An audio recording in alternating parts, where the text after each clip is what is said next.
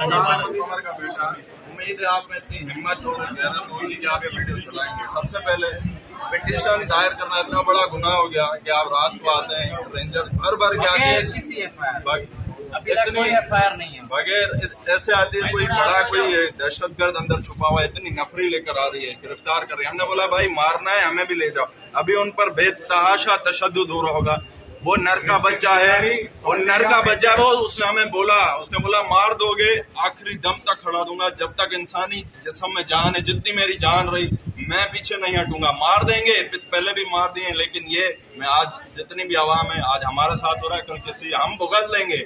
हम ना डरने वाले हैं ना बिकने वाले हैं, ये मकाफत अमल जो भी, लेकिन मैं इदारों से भी रिक्वेस्ट करूंगा दूरियां पैदा ना करें। हम लोग भी इसी मुल्क के शहर हैं, हमारा कभी इन फोटो से कभी कोई वास्ता नहीं पड़ा। आज उन्होंने हमें इतना दूर ना करें कि हम भी कहीं और राह पे निकल जाएं।